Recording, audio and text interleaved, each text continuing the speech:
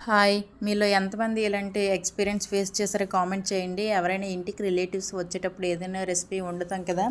అందులో ఫెయిల్ అయిపోయి మనకు మనమే తిందామని చెప్పి మనకు ఓన్‌గా వండుకునేటప్పుడు మంచిగా సక్సెస్ అయ్యి చాలా టేస్ట్ కుదురుతుంది కదా! ఇంకా ఎవరైనా రిలేటివ్స్ వస్తున్నారని చెప్పి మనం వండుతాం కదా! ఇంకా అందులో అయితే కొంచెం కాస్త కూస్త ఉప్పు కానీ, కారం కానీ ఎక్కువ తక్కువ అవ్వడం ఏదో ఒకటి జరుగుద్ది. ఎందుకో తెలీదు. ఇలా ఎంతమంది ఎక్స్‌పీరియన్స్ చేసారో కామెంట్ చేయండి. ఇంక ఇక్కడ ఈరోజైతే సండే అని చెప్పి మా వారు చికెన్ తీసుకొచ్చారు.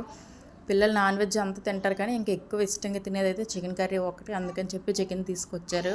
ఇక్కడైతే చికెన్ కర్రీ వండేస్తున్నాను. ఇంకా ప్రాసెస్ ఏమీ ఎక్స్ప్లెయిన్ చేయలేదు, వీడియోలో చూస్తే అర్థమైపోతుంది కదా. ఇంకా ఈరోజైతే ఈవినింగ్ లాంగ్ వీడియో పోస్ట్ చేస్తానండి. ఎవరికైనా ఇంట్రెస్ట్ ఉంటే చూడండి. ఇంకా ఛానల్ ఎవరైనా కొత్తగా చూసినట్లయితే ఛానల్ని సబ్స్క్రైబ్ చేసుకుని లైక్ చేసి షేర్ చేసి కామెంట్ కూడా చేయండి. ఇక్కడైతే ఇంక ఇలా మాట్లాడుతుంటే చికెన్ కర్రీ అయితే రెడీ అయిపోతుంది. ఇంక ఇలా కన్సిస్టెన్సీ ఉన్నప్పుడైతే ఇందులో మనం కొత్తిమీర వేసుకొని స్టవ్ ఆఫ్ చేసుకుంటే ఇంకా చికెన్ కర్రీ అయితే రెడీ అయిపోద్ది. అంతేనండి, టాటా బాయ్ బాయ్. ఎంతవరకు చూసారు కదా వీడియోని అయితే లైక్ చేసి షేర్ చేసి కామెంట్ చేయండి. Bye bye.